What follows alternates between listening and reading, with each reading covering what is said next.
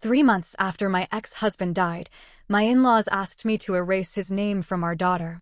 She overheard them, then whispered, "If you change it, Dad disappears twice." It started over a stack of school forms spread across my kitchen island. Zoe had been accepted into a summer music program, and I was checking the paperwork before submitting it. Emergency contacts, medical information, permission slips. Dean's parents, Opal and Glenn, had stopped by for dinner. Dean was clearing the table while I filled in the last page. Opal stood beside me and read the name at the top. Zoe Hale. I glanced up. Yes. She tapped the form. Have you ever thought about changing it? I assumed she had spotted a mistake. Changing what? Her last name. My pen stopped. Glenn sat across the island with a cup of coffee. To Mercer, he said. Then she would match you and Dean. For a moment, I thought they were joking. Neither of them smiled. Dean set a plate beside the sink. Mom. Opal pulled out the stool next to me. I'm only asking. There's no reason to ask, I said. It could simplify things. School records, travel, appointments. People would immediately understand that she belongs with you. She already belongs with me. That isn't what I meant. It's what you said. Glenn leaned forward. We're not questioning whether she's your daughter. We're saying it might be easier if everyone in the house shared the same name. Easy. That was the word they kept reaching for. Zoe had been a Hale since the day she was born. Her father, Miles, had been a Hale. The name was printed on her certificates, school photographs, recital programs, and every birthday card he had ever signed. It was also the name beneath his photograph at his memorial. I closed the folder. We're not changing it. Opal looked toward Dean. We aren't trying to upset anyone. You should have spoken to me before bringing this up, he said. We didn't expect it to become an argument. My ex-husband had been gone for 3 months, and they were sitting in my kitchen discussing how convenient it would be to remove his name from his only child. What did you expect? I asked. Opal's mouth tightened. We thought you might consider what would help Zoe move forward. A floorboard creaked behind me. Zoe stood in the hallway. She had gone upstairs for her headphones. I hadn't heard her come back down. Her face was pale. Dean moved toward her. Zoe. She walked past him and came directly to me. Her fingers closed around my hand. I don't want to change it. You don't have to, I said. Opal stood. No one is making you do anything. You said I should be a Mercer. We said it could make some things easier. Zoe's grip tightened. If you change it, Dad disappears twice. The room went silent. Opal looked stricken. Glenn stared into his coffee. Dean's face changed, but I couldn't tell whether it was guilt, anger, or both. I turned the folder over. This conversation is finished. No one argued in front of Zoe. But it wasn't finished. Miles and I divorced when Zoe was 3. Our marriage ended badly enough that, for a while, every conversation felt like another chance to reopen the same wounds. We fought over schedules, holidays, money, and which one of us had stopped trying first. We never fought about whether he loved Zoe. He did. He was not always organized. He occasionally arrived late. Once, he brought her home from a weekend visit with 3 socks, no toothbrush, and someone else's sweatshirt. But he showed up. He attended school plays, parent meetings, birthday parties, and every music recital he could manage. He learned to braid her hair because she complained that his ponytails hurt. The braids were uneven, but she wore them proudly. When I married Dean, Miles never made Zoe feel guilty for caring about him. Dean returned that respect. He had been in her life for 5 years. He helped with homework, drove her to rehearsals, and sat through movies he clearly disliked because she wanted him there. He never asked her to call him Dad. He never introduced himself as her father. He understood that loving her did not give him the right to rewrite her relationship with Miles. The 2 men were never friends, but they became civil. At school events, they could sit in the same row. When Zoe needed something, they worked it out.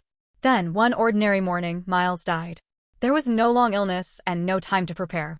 He suffered a sudden medical crisis. By the time help reached him, he was gone.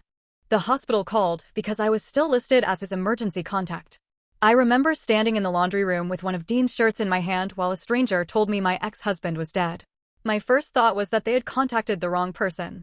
My second was Zoe. I picked her up from school and asked the counselor if we could use her office. Zoe came in carrying her backpack, annoyed because she thought she was in trouble. What happened? She asked. Why are you crying? I told her as gently as I could. She stared at me, then shook her head. No. I talked to him yesterday. As though that should have protected him. For weeks, she repeated the same facts whenever the truth became too heavy. He said he would call tonight. He was supposed to pick me up Saturday. He promised we would finish that movie. Miles had made plans because he expected to be alive. That was the part Zoe couldn't understand. Neither could I. Grieving an ex-husband was complicated. I wasn't mourning the marriage that had ended years earlier. I was mourning the man I had once loved, the father of my child, and the future Zoe had lost without warning. Dean carried our household while I dealt with calls, documents, and arrangements. He accepted meals left on our porch.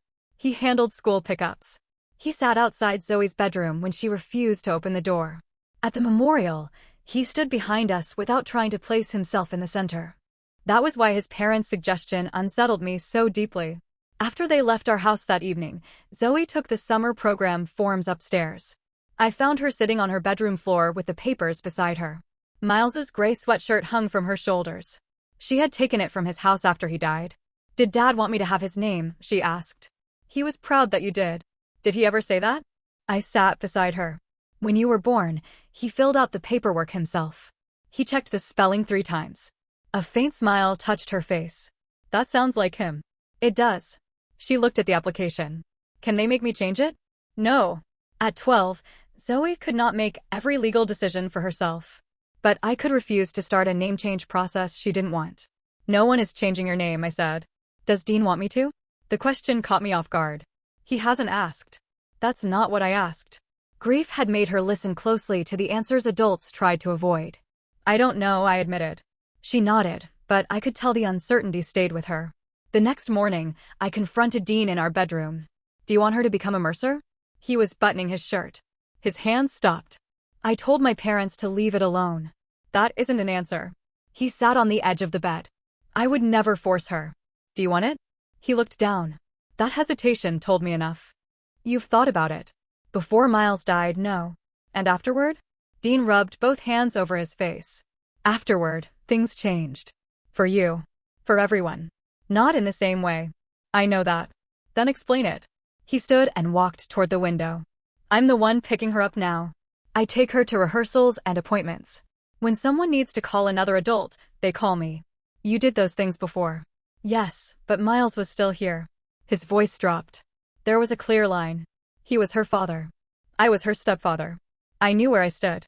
And now? Now I'm doing more, but saying that makes me sound like I'm grateful he died. No one thinks that. Sometimes I think you do.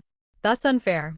So is acting like I'm stealing from him because part of me wondered what it would feel like if she shared my name. I crossed my arms.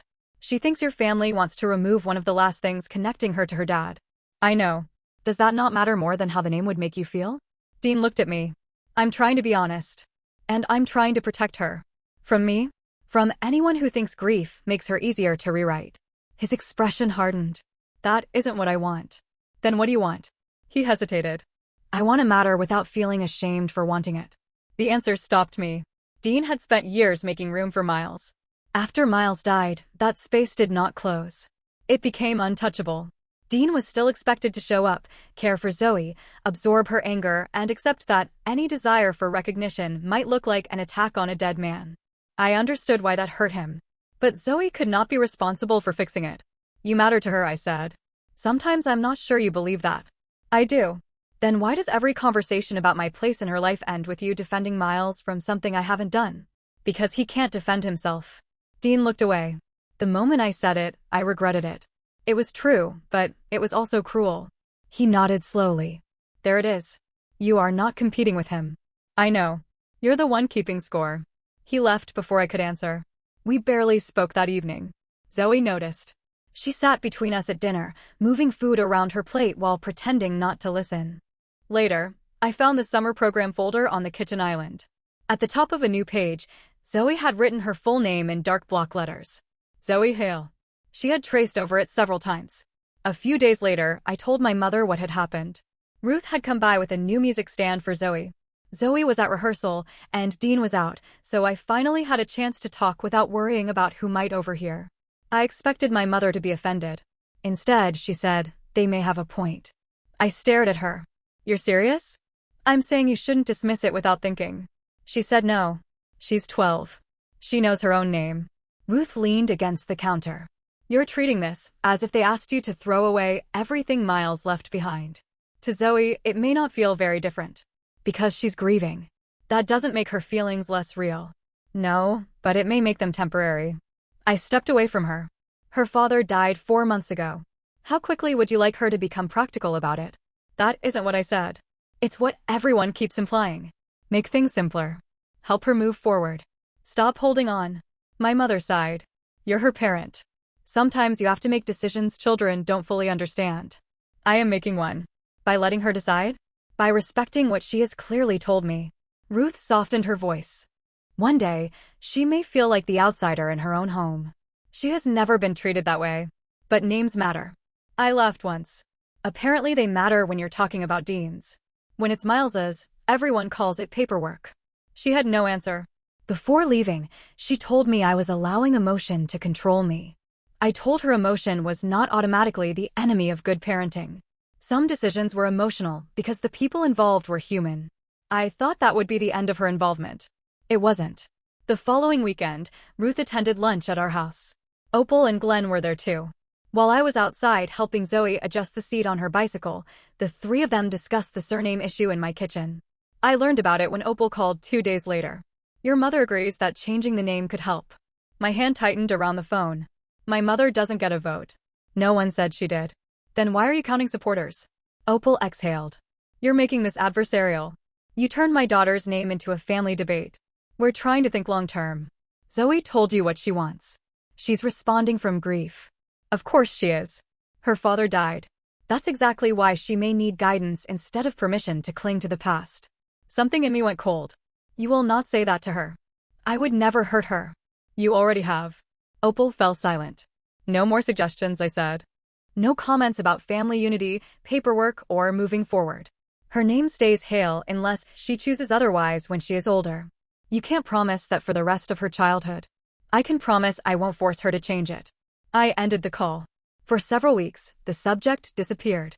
Zoe began seeing a grief counselor. She returned to rehearsals and started spending time with friends again. She still had difficult days. Sometimes I heard Miles's old voicemails through her bedroom wall. Most were painfully ordinary. Call me when you finish your homework. I'm outside. Don't forget your jacket. Messages from someone who believed there would always be another call. Dean and I slowly repaired the damage from our argument. One night, while we loaded the dishwasher, he said, I don't want her name changed. I looked at him. Because you don't want it, or because she doesn't? Does it matter? Yes. He considered the question. Because she doesn't. I waited. He placed a plate in the rack. And, because wanting something privately doesn't make me entitled to ask her for it. I touched his arm. I never wanted you to feel unimportant. I know. I'm sorry I made you feel like loving her was some kind of competition. He nodded. I'm sorry I didn't stop my parents immediately. We didn't solve everything that night, but we stopped treating each other like enemies. The real breaking point came at Zoe's school concert. Miles had attended every performance she had given since she was 6. Even the terrible ones. At her first recital, she forgot half the song and stared at the piano until the teacher stepped in to help. Miles stood and applauded as if she had played perfectly. The night of the concert, his absence seemed to occupy an entire seat. Dean recorded the performance on his phone. Ruth sat beside me. Opal and Glenn were at the end of the row. Zoe played well. When she found us afterward, she smiled for the first time all evening. We went to a restaurant near the school to celebrate. For almost an hour, the night was peaceful. Zoe teased Dean because his thumb covered part of the camera during the recording.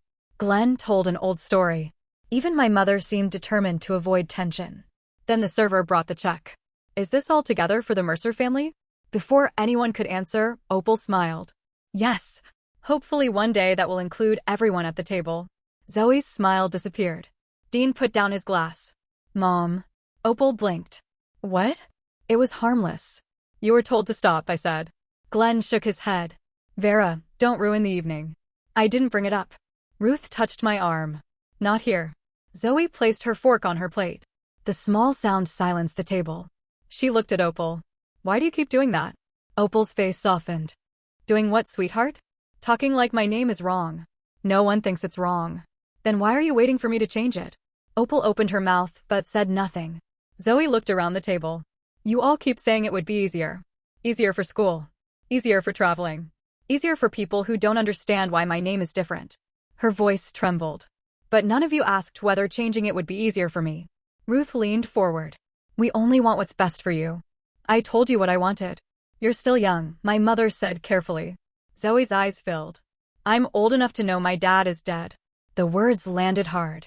She wiped her cheek with the back of her hand. He isn't coming to another concert. He isn't going to see me graduate. I can't call him when something happens.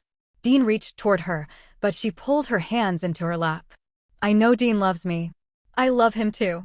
But why does being his family mean I have to stop looking like Dad's family? It doesn't, Dean said. His voice was firm. Opal looked at him. He didn't look back. Zoe continued. Everyone tells me to move forward. I go to school. I do my homework. I played tonight while I kept looking at the seat where Dad should have been. Her voice cracked. What else do I have to do before you stop acting like I'm grieving the wrong way? No one answered. I moved my chair closer. You don't have to do anything else. She looked at me. I don't want to be Zoe Mercer. You won't be. Opal's expression tightened. Vera, this should be handled privately. No. My voice came out calm. We handled it privately. You ignored us. Zoe told you no, and you ignored her. Then you brought it up again after her concert. Glenn folded his arms. You're letting a child make a permanent decision while she's emotional. I'm making the decision, I said. I'm her parent, and I am choosing not to force her. What about Dean? Opal asked. Doesn't his place in her life deserve recognition? Dean answered before I could. My place in her life does not depend on her giving up her father's name. Opal stared at him. We were trying to help you become a real family. We already are one, Dean said. You're the ones telling Zoe she has to prove it. That ended the dinner. Dean paid the bill while I took Zoe outside. She reached the parking lot before she broke down. She stood beside the car with her shoulders shaking, trying not to make a sound. Dean came out a minute later. Zoe looked at him through tears. Are you mad at me? His face fell. No. Are you disappointed I don't want your name? He paused. A little, he admitted. Zoe looked down. Dean crouched in front of her. Not in you. I could never be disappointed in you for loving your dad. Then why? Because I love being your family, and part of me liked the idea of us sharing a name. Zoe wiped her face. I'm sorry. No. He took her hands. You don't apologize for that. My feelings are mine to handle. They are not your responsibility. She looked at him. You're still my family. I know. You don't need me to be a Mercer. No, I don't. She hugged him. He held her carefully, as though he understood that the moment belonged to both of them, but neither of them completely. Things did not return to normal afterward. Opal and Glenn continued inviting us to gatherings, but there was distance between us. My mother said I had embarrassed her in public. I reminded her that Zoe had been forced to defend her own name in public. Ruth did not speak to me for nearly a week. When she finally called, she said, I still think you may regret making such a firm decision. I told her the decision did not have to last forever. If Zoe grew older and wanted to change her name, I would support her. What I would not do was force her to give it up now so the adults around her could feel more comfortable. Zoe continued counseling. She began laughing more, though sometimes the laughter stopped when she remembered Miles was not there to hear the story. She kept his sweatshirt. She kept his watch in a wooden box beside her bed. She kept every voicemail. Months later, I found her at the kitchen island with the final registration form for the summer music program. She paused over the line marked full legal name. Then she wrote it. Zoe Hale. She pressed hard enough to leave faint marks on the page underneath. She noticed me watching. Can I keep it forever? Yes. Even if I get married someday? That will be your decision. She nodded and finished the form. I still question myself sometimes. Zoe was young and grief had shaped the choice. Dean's parents may have believed they were helping, even if they refused to listen when their help became pressure. Years from now, Zoe might choose another name. That possibility did not make her current one less important. Dean still showed up for her. Miles was still her father. Our family still existed, even with 2 names written on the mailbox. I don't know whether I protected Zoe's identity or gave her grief somewhere permanent to live. I only know that when she writes her name, she presses the pen down firmly, as though she is making sure none of us can erase it.